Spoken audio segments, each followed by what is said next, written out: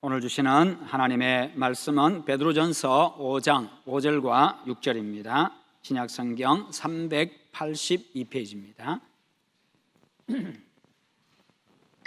신약성경 382페이지 베드로전서 5장 5절과 6절입니다. 우리 다 함께 봉독합니다. 젊은 자들아, 이와 같이 장로들에게 순종하고 다 서로 겸손으로 허리를 동이라. 하나님은 교만한 자를 대적하시되 겸손한 자들에게는 은혜를 주시느니라. 그러므로 하나님의 능하신 손 아래에서 겸손하라. 때가 되면 너희를 높이시리라. 아멘. 오늘 말씀의 제목을 같이 한번 읽어보겠습니다. 겸손한 자에게 주시는 은혜. 아멘. 가을입니다. 가을은요 참 좋은 계절이지요. 그런데 여러 가지 면에서 많은 것들을 생각하게 하는 그런 계절이기도 합니다. 그래서 지난주에는 꽃이 아니라 열매입니다. 열매에 대해서 말씀을 전했고, 오늘은 겸손에 대해서 말씀을 전하도록 하겠습니다. 제가 적은 글 하나 읽어드리겠습니다. 가을입니다. 가을은 나를 돌아보게 합니다. 황금들녘 꾸민 곡식들, 나뭇가지 매달린 주렁주렁 열매들, 한 해를 살며 맺은 열매는 얼마나 되는지 손꼽아 보게 합니다. 가을에 눈부신 아름다움은 내 안에도 아름다움이 있나 찾게 하고, 겨울 앞 가을은 내 인생의 겨울을 얼마나 잘 준비하고 있는지 돌아보게 합니다. 가을의 풍성함은 이른 봄 햇살 품고 땀 흘려 씨 뿌리고 긴 여름 무더위 머리에 이고 김을 맨 열매들, 그것은 나는 지난날을 얼마나 성실하게 살아왔는지를 돌아보게 합니다. 벼를 고개 숙이게 한 가을은 나에게 겸손하라 합니다. 벼 이삭 고개를 숙이고 주렁주렁 열매 달고 축 처진 나뭇가지들, 나는 주님 믿은 세월만큼 겸손해졌는지 돌아보게 합니다. 가을입니다. 우리는 늙어가는 것이 아니라 조금씩 익어가는 겁니다라는 노랫말이 오늘따라 크게 들려옵니다. 내 삶과 신앙의 연륜이 더해갈수록 나도 아름답게 그리고 맛있게 익어가고 싶습니다. 2022년 어느 가을날 오후, 그냥 제가 한번 적어봤습니다. 제가 가을을 좋아하다 보니까 가을이 되면 이렇게 한 번씩 글도 적어보기도 합니다. 여러분, 들판에 익은 누렇게 익은 곡식과 나무에 주렁주렁 달린 열매들을 보면서 나는 한 해 동안 얼마나 많은 열매를 맺었는지, 내가 맺은 열매는 얼마나 좋은 열매인지 생각하게 만들어주지요. 가을의 아름다움을 보면서 나는 얼마나 아름다운 사람인가 또 생각하게 합니다. 추운 겨울 앞에 바로 앞에 계절이기 때문에 내 인생의 겨울 내가 따뜻하게 지낼 수 있도록 잘 준비하고 있는가. 또한 봄에 땀 흘리며 씨 뿌리고 무더운 여름에 김 메고 그 결과로 가을에 풍성한 추수를 하게 되는 것을 보면서 나는 지난날 얼마나 성실하게 살아왔는가 또 생각하게 만듭니다. 그리고 가을은요 사람들에게 겸손을 가르쳐주는 그런 계절인 것 같습니다. 벼는 익을수록 고개 숙인다고 하는 그 속담처럼요, 잘 익은 곡식이 고개를 숙인 모습을 보면서 나는 내 연륜이 더해갈수록, 신앙의 연륜이 또 더해갈수록 얼마나 더 성숙해졌는지, 얼마나 더 겸손해졌는지 생각하게 만듭니다.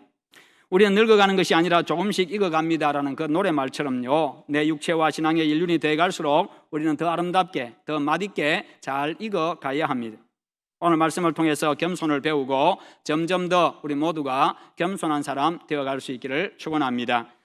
오늘 말씀 통해서요 우리가 겸손을 배우고 주님을 닮은 그 모습으로 나아갈 때에 하나님의 은혜는 점점 더 풍성하게 우리에게 임할 줄로 믿습니다.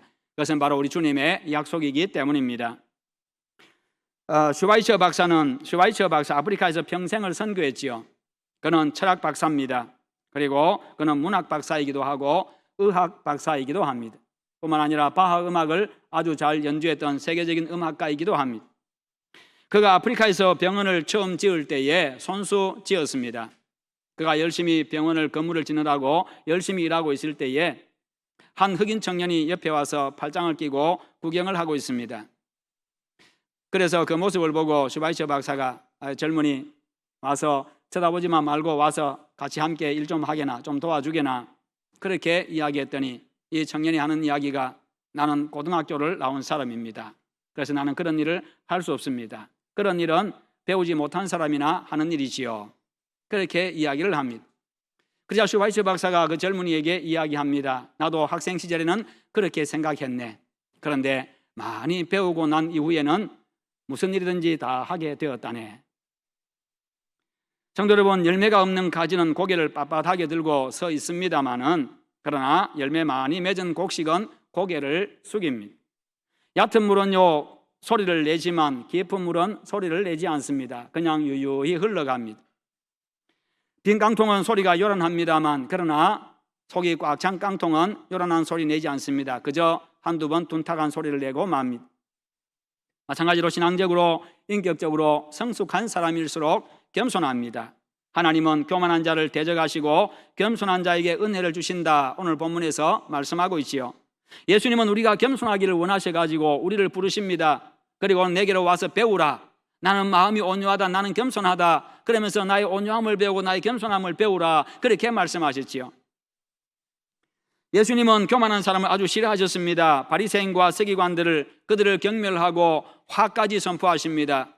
화 있을진저 외식하는 서기관과 바리새인들이여. 그렇게 예수님께서 진노하셨고 그들에게 화를 선포하셨습니다. 그들의 잘못된 신앙 습관들 그리고 자신들이 지키는 그 율법 때문에 약한 자들을 정죄하고 비난하고 비판하고 그렇게 무시하고 했던 바로 그들.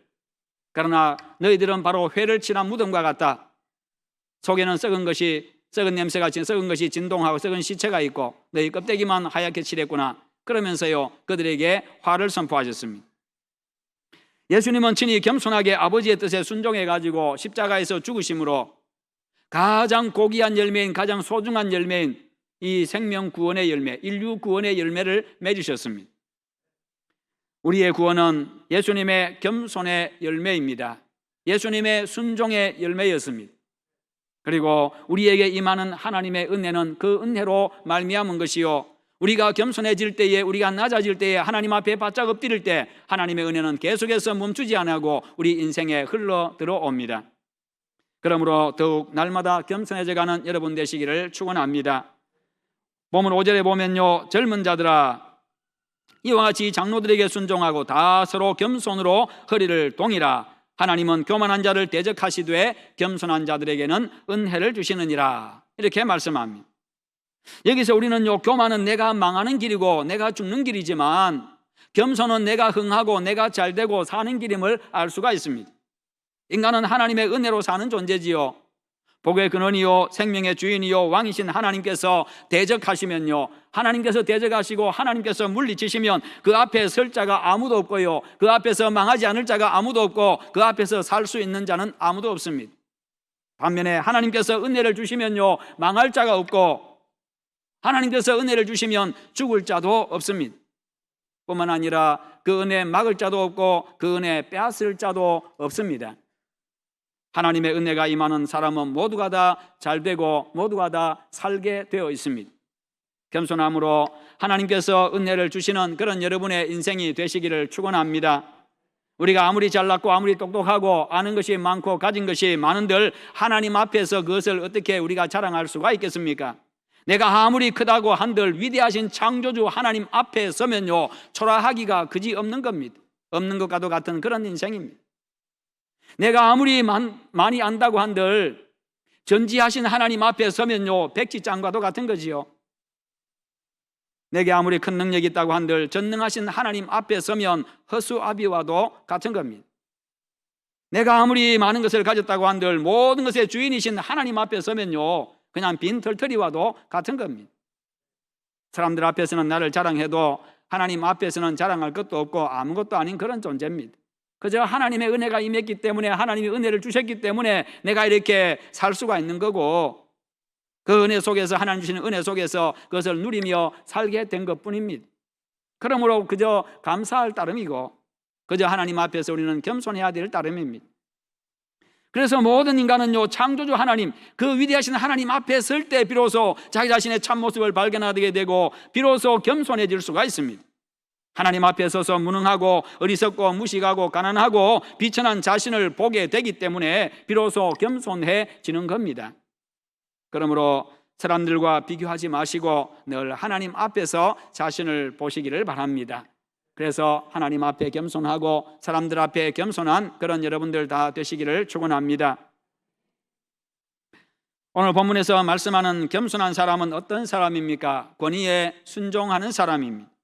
5절에 보면 젊은 자들아 이와 같이 장로들에게 순종하고 라고 말씀합니다. 여기서 장로는 교회 지도자들을 말합니다. 오늘날 목사와 장로를 이야기합니다. 말씀을 가르치는 장로와 다스리는 장로, 교회 지도자의 권위에 기쁨으로 순종하라는 겁니다. 이는 교회 지도자가 나보다 잘나고 나보다 능력 있고 나보다 똑똑하고 나보다 많이 알고 많이 가졌기 때문이 아닙니다. 권위는 거기서 나오는 게 아닙니다. 하나님께서 주신 권위고 하나님께서 세우신 질서이기 때문입니다. 권위는 하나님이 주시는 거지요. 하나님께서 하나님의 교회를 위해서, 즉 하나님의 교회를 바르게 세우고 질서를 세우고 성도들을 바르게 지도하고 인도하도록 하기 위해 가지고 권위를 주신 겁니다. 나를 보고 주신 것이 아니라 교회를 보고 주셨다는 것입니다. 나를 위해서 주신 것이 아니라 교회를 위해서 주셨습니다. 지도자의 권위를요. 국가 지도자도 마찬가지입니다. 본인을 위해서 지도자의 자격을 준 것이 아니라 백성을 위해서 지도자의 권위를 준 것이요. 하나님은 교회 즉 성도들을 위해서 사람들을 불러서 세우고 권위를 주어가지고 일하게 하셨습니다. 그러므로 그 권위에 자기 자신을 위해서 교회를 위해서 기꺼이 순종하라는 겁니다. 권위를 받은 자는 그것을 바르게 사용해야 하고 진정으로 교회만을 위해서 사용해야 하고, 그리고 성도들은 그 권위에 교회만을 위해서 사용한 그 권위에 복종하고, 그러므로 지도자의 권위에 대한 순종은 바로 나에게 유익한 것입니다.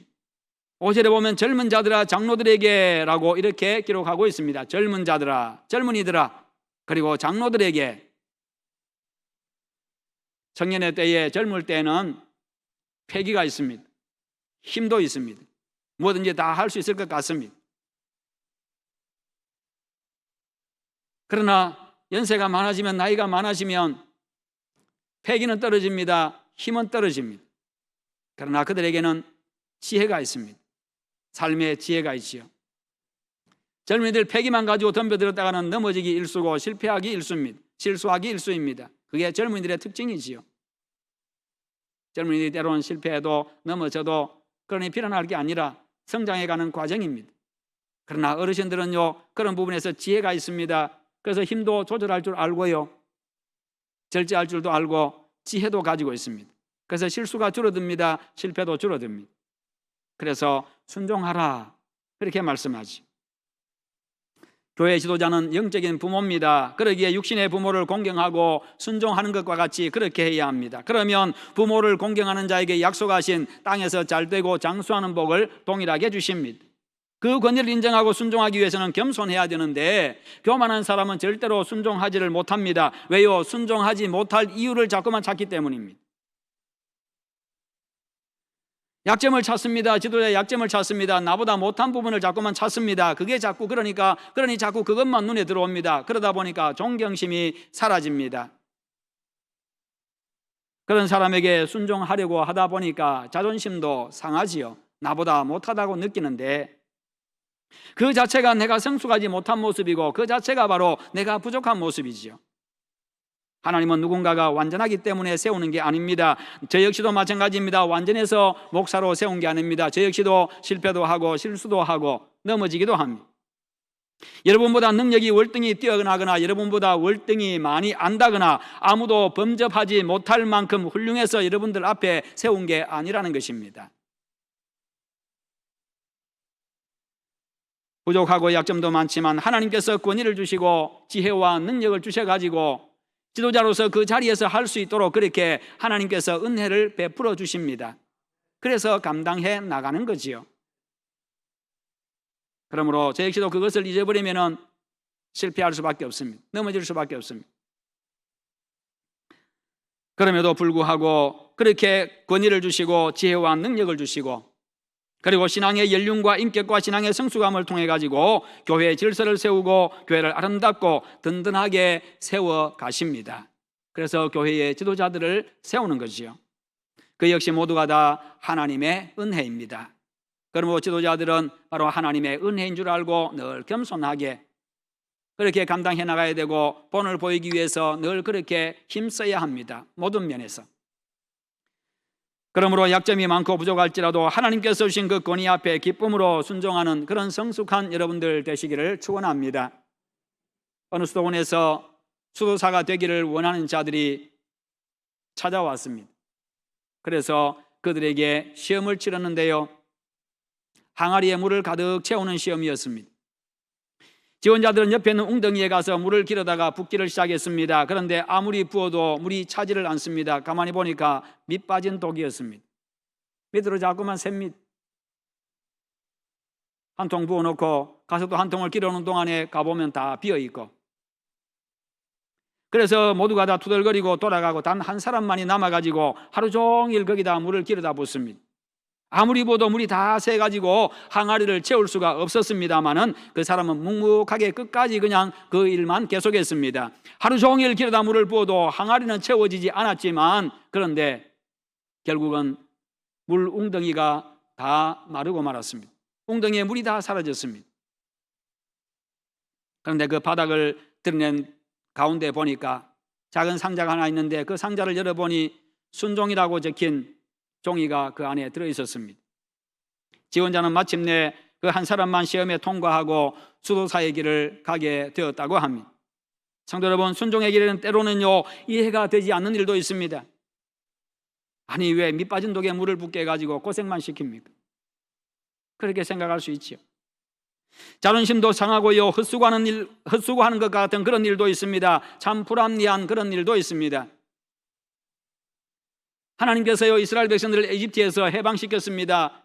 모세를 통해 가지고 데리고 나왔습니다. 그렇게 했으면 그냥 가는 길도 평탄하게 해가지고 그냥 한 2주면 갈 수 있는 그 거리니까 그냥 바로 곧장 그냥 갈 수 있도록 해주고, 아니면 광야니까 하나님 전능하신 하나님께서 그냥 그 백성들 한 200만 명 되는 백성들 그냥 번쩍 들어가지고 바로 그냥 앉혀놨으면 얼마나 좋겠어요. 그냥 가나안 땅에다 쭉 앉혀주면 얼마나 좋겠습니까?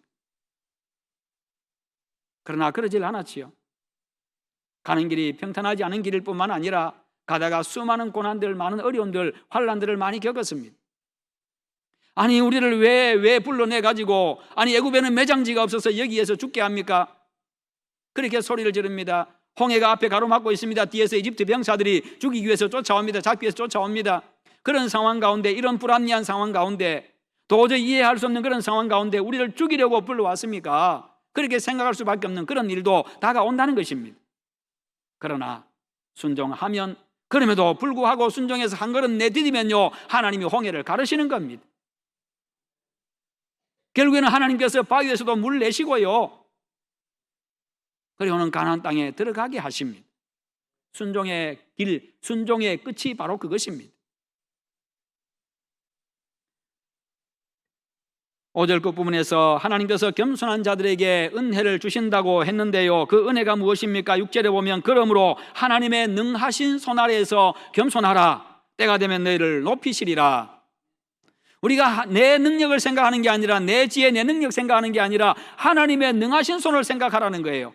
그리고 그 앞에 무릎을 꿇으라는 것입니다. 그러면 하나님께서 나중에 나를 일으켜 주시고 하나님께서 나를 높여 주신다는 것이지요. 그렇습니다. 하나님의 능하신 손 생각하면요 그 앞에 무릎 꿇을 수밖에 없어요. 바짝 엎드릴 수밖에 없습니다. 천지를 창조하신 하나님의 전능하심을 생각하시기를 축원합니다. 누구든지 하나님의 전능하심을 생각하면요 그 앞에서 겸손해집니다. 야고보 4장 10절에서도요 주 앞에서 낮추라, 그리하면 주께서 너희를 높이시리라. 그렇습니다. 거룩하신 주님 앞에서 나의 죄인됨을 인정하고 그 하나님 앞에서, 그 앞에서 애통하며 나 자신을 낮추면요 주님이 결국 나를 깨끗하게 만드시고 주님께서 나를 높여주십니다. 반대로 내가 스스로 높아지고 교만하면 하나님이 낮추어 버리십니다. 하나님이 높여주시면요 무한한 이 영광을 누리지만 하나님이 낮추시면 수치를 당하게 되고 결국 비참해집니다. 잠언 18장 12절에서는 사람의 마음의 교만은 멸망의 선봉이요 겸손은 존귀의 앞잡이니라. 겸손은, 교만은 멸망의 지름길이지만 겸손은 내가 존귀하게 되는 지름길이라는 것이요. 잠언 29장 23절에 사람이 교만하면 낮아지겠고 마음이 겸손하면 영예를 얻으리라. 교만하면 수치당하지만 겸손하면 영광을 얻고 명예를 얻습니다. 이사야 57장 15절에서는 하나님 내가 높고 거룩한 곳에 있으며 또한 통회하고 마음이 겸손한 자와 함께 있나니 이는 겸손한 자의 영을 소생시키며, 하나님은 겸손한 자의 영혼을 소생시켜서 날마다 새 힘을 더해 주시고 독수리가 날개치며 올라간 것 같은 새 힘을 주시고 외양간에서 나온 송아지가 들판을 뛰는 것 같은 그런 힘을 허락해 주십니다. 이처럼 겸손은 내가 사는 길이고 내가 잘 되는 길입니다. 반대로 교만은요, 내가 망하는 길입니다. 내가 죽는 길입니다. 성도 여러분, 사람은 하나님의 은혜를 받아야 살 수 있는 존재입니다. 하나님의 은혜는 겸손한 자에게 임합니다. 하나님 앞에서 자신의 무능함과 무지함과 비천함을 알고 겸손하면 하나님께서 높여주시고 하나님께서 존귀하게 하시고 하나님께서 그의 인생 은혜로 풍성하게 하십니다. 여러분, 이 사실을 믿으시기를 바랍니다. 결국은요, 겸손한 자가 모든 좋은 것을 다 받아 누리게 된다는 거지요. 이와 같이 겸손은요, 하나님의 은혜를 받게 하는 통로요, 겸손이 바로 은혜를 받는 비결입니다. 하나님은 겸손한 자에게 은혜를 베풀어 주시겠다고 약속하셨기 때문입니다. 나를 낮추고 나보다 남을 낮게 여기는 것은 수치를 당하는 길이 아니라 오히려 영광스럽게 되는 길이고, 망하는 길이 아니라 오히려 내가 잘 되는 길입니다. 그러므로 하나님과 사람 앞에서 늘 겸손하기를 힘쓰는 그런 여러분 되시기를 축원합니다. 닉슨 대통령의 보좌관이었던 찰스 콜슨이라고 하는 사람이 있었습니다. 그가 백악관에 있을 때에 자기 출세를 위해서는 자기 어머니의 등이라도 밟고 지나갈 사람이다라고 하는 그런 악평을 들은 사람입니다. 닉슨 대통령의 보좌관으로 있으면서요, 그는 막강한 힘을 휘둘렀습니다. 워터게이트 사건이 터지면서요, 그는 옥에 갇히게 되었습니다. 사람들은 그의 인생 거기서 끝났다고 생각했습니다. 그러나 그는요, 차디찬 옥에서 예수 그리스도를 만나게 됩니다. 거기서 그는 예수님을 영접하게 됩니다. 그리고 그가 완전히 변해서 새 사람이 되어집니다. 누구든지 그리스도 안에 있으면 새로운 피조물이라. 이전 것은 지나갔으니 보라, 새 것이 되었도다. 고린도후서 5장 17절 말씀입니다. 그와 같이 그가 새 사람이 되었습니다. 그래서 그는 옥에서 수많은 죄수들을 돌아보면서요, 하나님, 제가 여기서 나가면 옥에 갇힌 그들을 위해서 내가 한평생 살겠습니다. 그렇게 그가 서원을 했습니다. 훗날 그는 종교계의 노벨상이라고 하는 템플턴상을 수상했습니다. 외국의 한 잡지는요, 템플턴상을 수상했던 찰스 콜슨에 대해서 이렇게 평가했습니다. 현재 미국에서 가장 건강한 사상적 영향을 끼치고 있는 저술가, 예수 그리스도의 복음을 통해서 가장 강력한 영향을 끼치고 있는 전도자, 그리고 가난하고 억눌린 사람들의 가장 따뜻한 이웃, 그가 새로운 이웃이 되어 우리 곁에 돌아왔다. 출세를 위해서는 자기 어머니의 등이라도 밟고 지나갈 사람이라고 하는 악평을 들었던, 무자비했던 그 사람, 예수님을 만나고 이렇게 완전히 새 사람, 세상을 놀라게 만들었습니다. 그가 옥에서 무릎을 꿇고 예수 그리스도를 영접하고 낮아져서 이웃을 섬기는 삶을 살고자 결심했을 때 하나님은요, 그를 위해서 새로운 인생을 준비하고 계셨던 것입니다. 사람들은 다 끝이라고 했지만 그가 바뀌었을 때, 그가 변했을 때 하나님이 그에게 새로운 인생을 주셨습니다. 낮아져서 섬김의 삶을 산 그를 결국 하나님은요, 당신의 말씀대로 그를 높여주셨습니다. 하나님과 사람 앞에서 겸손할 때 하나님께서 높여주십니다. 항상 하나님의 말씀대로 되는 줄 믿으시기를 축원합니다. 성도 여러분, 겸손한 자만이 은혜를 입을 수 있습니다. 겸손해지면요, 힘든 것이지만 그것으로 인해서 큰 복을 받게 됩니다. 그러므로 여러분, 잘난 사람이 아니라 겸손한 사람이 되십시오. 잘남을 추구하지 마시고 겸손을 추구하시기를 바랍니다. 겸손을 향해서 걸어가십시오. 그 걸음 끝에는요, 하나님의 은혜가 기다리고 있습니다. 그 길 끝에서 여러분들은요, 완전히 새롭게 바뀌어진 겸손한 여러분들을 만나게 될 것입니다. 여러분 자신을 만나게 될 것입니다. 어느 회사에서 입사 시험을 치르는데 이런 시험 문제가 제시가 되었습니다. 비 오는 날 운전을 하고 가는데 비 오는 날 운전하고 가는데 버스 정류장에 세 사람이 비를 맞고 서 있습니다. 한 사람은 늙고 병든 할머니, 또 한 사람은 자신의 생명을 살려주었던 의사, 또 한 사람은 자신의 이상형 아가씨. 세 사람이 서 있습니다. 여러분의 차에 단 한 사람만 태울 수 있다고 한다면 누구를 태우겠습니까? 바로 그런 질문이었습니다. 여러분 같으면 누구를 태우겠습니까? 이상형의 아가씨 태우겠어요? 자기 생명을 살려줬던 의사를 태우겠습니까? 병든 할머니를 태우시겠습니까? 그 입사시험에 최종 합격했던 사람의 답은 이것이었습니다. 내가 차에서 내려 차 키를 의사에게 주어서 병든 할머니를 모시고 병원에 가서 치료하라고 부탁하고 나는 비를 맞더라도 내 이상형 아가씨와 함께 버스를 타고 가겠습니다.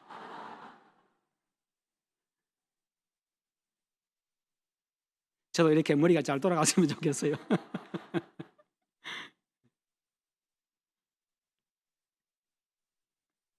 결국 그가 입사시험에 합격했습니다.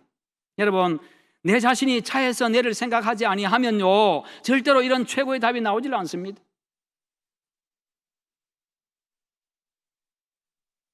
그런데요, 내가 자동차에서 내리는 그 순간 문제가 해결됩니다. 내가 좀 불편해도, 내가 좀 불편하고 좀 귀찮게 느껴져도요,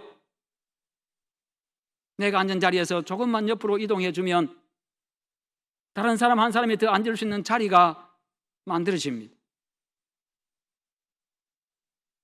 밥 먹을 때 내가 한 숟가락 덜 뜨면 배고픈 사람 한 사람의 양식이 만들어집니다.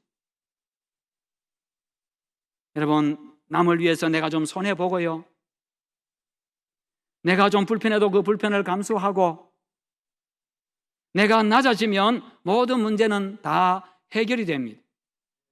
모든 사람이 함께 웃고 만족할 수가 있는 것입니다. 그러므로 하나님 앞에서 늘 겸손함으로 겸손한 사람에게 약속하신 하나님의 은혜를 날마다 누리는 그런 복된 여러분의 인생이 되시기를 주님의 이름으로 축원합니다. 우리 함께 기도하십시다. 기도하실 때 하나님께서 우리에게 사계절을 주셨습니다. 봄, 여름, 가을, 겨울을 주셨는데 계절을 주실 때마다 거기에는 하나님의 음성이 들어있습니다. 그 계절 속에 하나님의 뜻이 들어있습니다. 우리는 그 음성을 들어야 하고 그 뜻을 발견해야 합니다. 하나님, 올 가을에는 내가 겸손하기를 원합니다. 겸손하라고 하신 주님의 음성을 듣기를 원합니다. 하나님, 그 음성대로 내가 하나님 앞에서, 사람 앞에서 겸손한 자 되게 하시옵소서. 그래서 하나님이 약속하신 그 은혜와 복을 누리게 해달라고 다 함께 기도하겠습니다. 기도하십시다. 자비로우신 하나님 아버지, 감사합니다. 오늘도 우리에게 말씀 주심을 감사합니다. 하나님 아버지, 하나님의 말씀대로 살아가게 하시고, 아버지 오늘도 겸손하라고 말씀하십니다. 하나님 앞에 겸손하게 하시고 사람들 앞에서 겸손하게 하여 주시옵소서. 전능하신 하나님, 전지하신 하나님, 왕이신 하나님을 생각하며 그분의 능하신 손 아래에서 하나님이 엎드리게 하여 주시옵기를 원합니다. 그래야므로 겸손한 자에게 약속하신 그 은혜들 누리게 하여 주시옵소서. 우리가 계절이 바뀔 때마다 그 계절 속에서 말씀하시는 하나님의 음성 듣게 하시고 아버지의 뜻을 발견하게 하시옵소서. 우리 하나님께서 함께 하시기를 원합니다. 오 주님, 감사합니다. 감사합니다.